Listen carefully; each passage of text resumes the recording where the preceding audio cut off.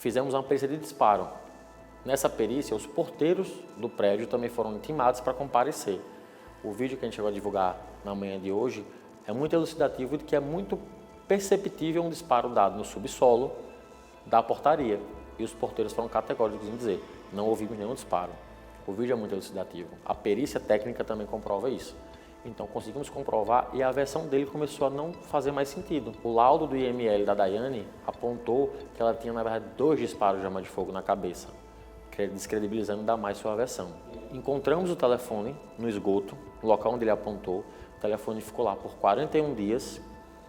Eu, pessoalmente, com o Dr. João Paulo, da DIH, pegamos lá, botamos a mão no esgoto para conseguir pegar o telefone, recuperamos. Esse telefone passou por um processo delicado de conseguir preservar sua integridade para depois ser extraído os dados.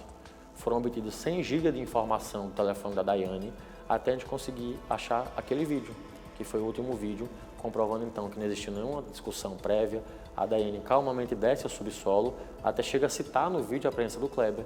Ah, olha quem eu encontro.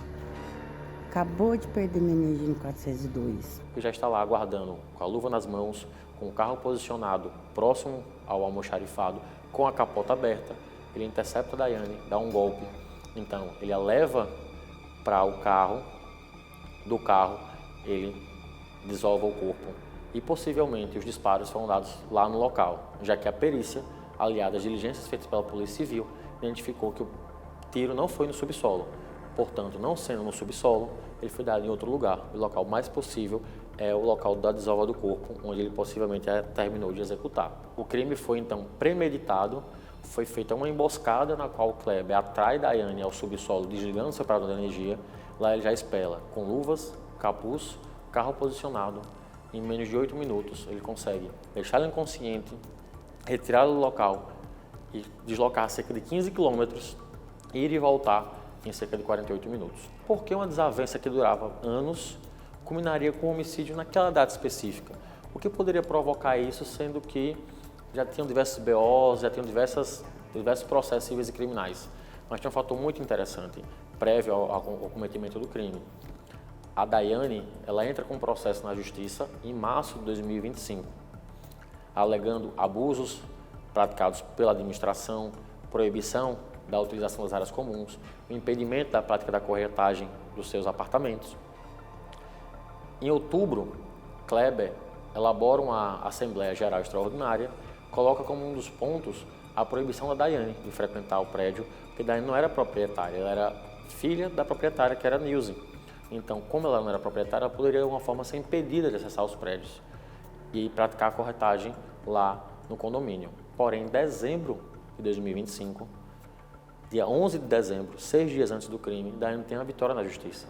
Transita em julgado uma decisão que condenava o condomínio por danos morais pelo abuso nas restrições praticadas contra a Daiane, bem como, por meio de acordo homologado, determinava que ela poderia sim praticar a corretagem no local e ainda não ser impedida ou proibida de acessar qualquer área comum. Então tem um lapso muito interessante gerado pela tentativa dele de não fazer com que ela andasse no condomínio, não frequentasse o condomínio, a derrota dele na justiça, e a partir de então ele teria que de fato aturar a presença da Daiane para daí premeditar esse crime e culminar com a morte dela no dia 17 de dezembro. A construção da Ametista Tower, onde a Daiane morava, onde se deram os fatos e o Kleber era síndico, foi uma obra inacabada, da qual ele liderou uma associação e conseguiu construir a obra. Então ele tinha aquele prédio ali como quase que um bem próprio, do qual ele administrava o condomínio, os apartamentos, tinha apartamentos deles para locação, colocava o apartamento de outros proprietários para locação também. Ficou demonstrado, especialmente pelo vídeo e todos os elementos que a gente só ao final da investigação conseguiu reunir, que o Michael não teve nenhuma participação no crime, nem prévia, nem posterior. Quando a gente pediu a prisão do Michael, aquele momento, no dia 28 de janeiro, havia elementos que indicavam a participação de uma terceira pessoa. Que elementos eram esses? O curto prazo de tempo em que o crime foi praticado, 8 minutos, era muito exíguo o tempo, que alguém pudesse incapacitar uma pessoa sozinho, colocá-la no carro e retirar de lá sem ninguém ter visto. Outra, o deslocamento para uma área rápida, que o Kleber ele teve apenas 30 minutos para conseguir fazer esse deslocamento e voltar. Por quê? O primeiro ponto que ele é captado na cidade é às 19h36, com a capota fechada. Ele faz um deslocamento pela rodovia, retorna 48 minutos depois com a capota aberta. Esse deslocamento entre um ponto e outro daria 15 minutos. Então, desprezando os 15 minutos, ele teve 30 para ir e voltar. É um tempo também exíguo para que a gente conseguisse demonstrar que uma pessoa pudesse fazer isso sozinha. Então, naquele momento, ainda existia uma terceira pessoa que pudesse ajudá-lo na prática desse crime. E aí o filho teve o comportamento de comprar o telefone novo. E esse comportamento, após o primeiro ato, em que a gente apontou a investigação para o Kleber, que foi a perícia realizada no dia 17 de janeiro, alertou para a investigação que o Michael pudesse ser essa terceira pessoa, razão pela qual pedimos essa prisão, que tem justamente o caráter de instruir a investigação.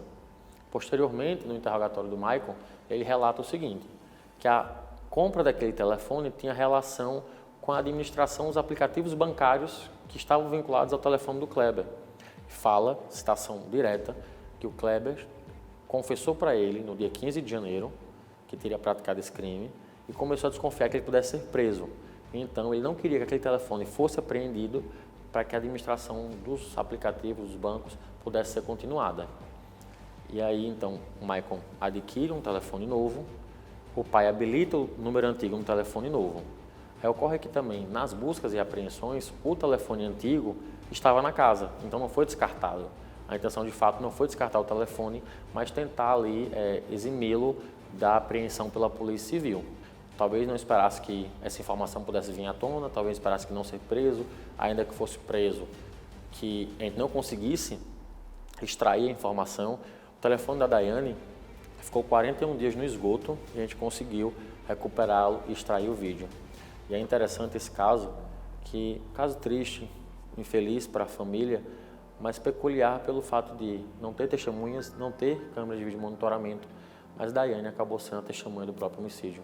Ela foi a testemunha-chave do próprio homicídio que foi praticado contra ela. Os vídeos que ela gravou foram fundamentais para a gente chegar à autoria delitiva, identificar o Kleber como autor e provar que nenhuma legítima defesa ocorreu nesse caso.